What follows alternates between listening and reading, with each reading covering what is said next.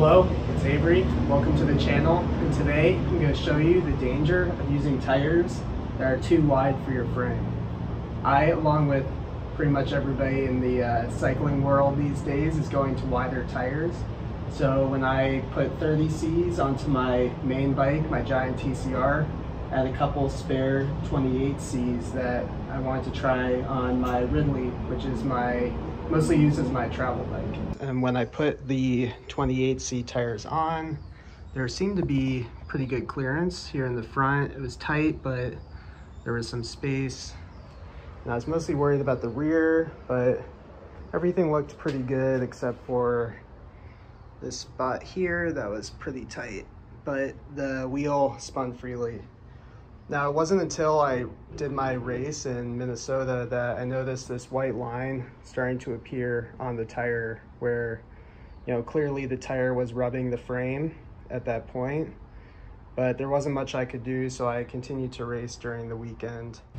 So when I went to disassemble the bike to get it ready to come home, I noticed there was some damage here where the paint got rubbed away to the carbon. But what was most surprising to me was the damage up front. So inside the fork, you can see there's a very large part of the paint that was taken off all the way down to bare carbon.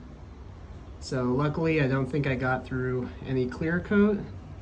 I think the carbon is fine. So to fix the paint damage, I'm gonna use the trusty Sally Hansen Insta-Dry White on Time. All right, the nail polish looks pretty good. The next buyer will have no idea. Just kidding, I'm never selling this bike. It's the fastest bike in the world. What could replace it? So now it's time to take the 28s off and put the 25C tires back on. There's probably hundreds of videos on YouTube that talk about how to put on a tubeless tire, so I won't go through the steps. I'll just let you watch me. But one thing that I did want to talk about is when you put on an old tire, there's going to be a lot of dry sealant around the edge of the tire, and then inside your rim there's going to be sealant as well. A lot of videos make it seem like it must be completely clean or else your tire's going to blow off. That hasn't been my experience. It would take hours to completely clean off all the sealant and the bead, and I've never done that. I've never had any issues with the tire coming off my rim or anything. So I would say do your best, but don't sweat it.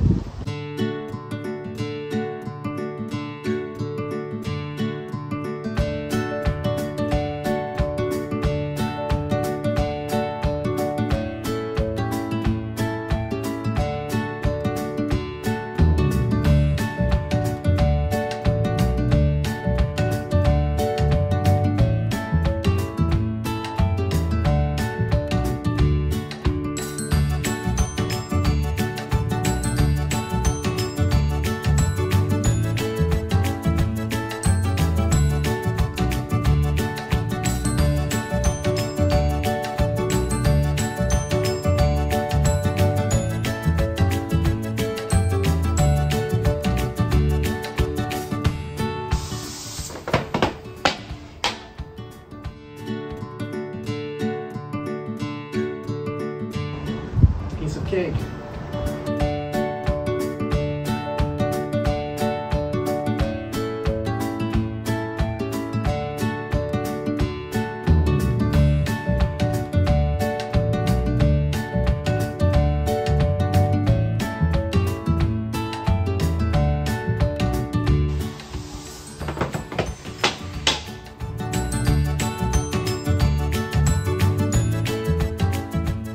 Now that we got the 25Cs back on, we're ready to roll.